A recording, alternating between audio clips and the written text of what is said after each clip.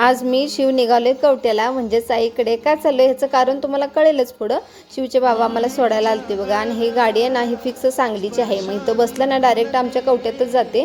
मग आम्ही शिवच्या बाबांना बाय बाय करून आलो कवट्यात. हे बघा मामा आमचा तयारच होता, आम्ही येणार आहे म्हटलं आधीच येऊन थांबला होता. नंतर मग आलो बघा आईकडे. इकडं आईकडं माहेरी यायचं म्हटलं ना चेहऱ्यावरचा आनंद खुशी काही वेगळीच असते बघा. इथं मी आईची वाट बघायला लागल्या, आणि आमची आई कुठं होती बघा, इथं बागत म्हशीला चारा चारत होती.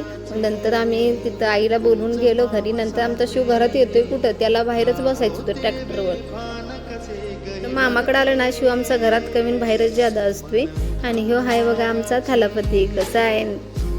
नंतर मग ह्या मामा भाज्यांची मस्ती काही थांबत नाही बघा. इकडं आलं ना शिव माझ्याकडे कमी मामाकडे जास्त असते बघा. नंतर आमची आई जाणार होती 4 दिवस फिरायला, त्यासाठीच मी आलते. आई जायची तयारी चालू होती. मग इकडं आईला चपाती डबा बांधून द्यायचा होता. मग डबा बांधून देऊन आईला घालवलं. नंतर मग आम्ही हा मंडळाचा गणपती आहे आमच्या, मग दर्शन घेऊन जाऊया म्हटलं. बघा किती छान डेकोरेशन केले. इथं आम्ही दर्शन घेतलं बघा. खूप छान मूर्ती आहे बघा बाप्पाची इथं.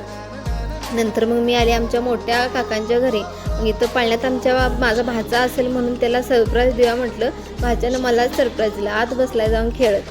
भाच्यासोबत थोड्या वेळ खेळून आलो घरी, कारण की संध्याकाळच्या नैवेद्य ना मंडळात द्यायचा होता. मग त्याच्यासाठी गुलाबजामुनची 2 पॅकेट आणली होती भावानं.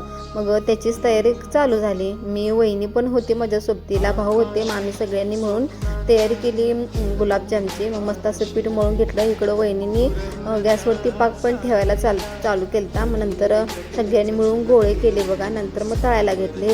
हे बघा सगळं बनवून झाल्यावरती आपलं क्रेडिट घ्यायला कॅमेरा पुढे कसा येऊन उभारलाय बघा माझा. मग सगळे गुलाबजामुन तळून घेतले. पाक तर तयारच होता. मग मस्त असे पाकात टाकून घेतले. कसे दिसतात बघा. झालेत ना एक नंबर. नक्की सांगा कमेंटमध्ये. तर भेटू नेक्स्ट व्हिडिओमध्ये.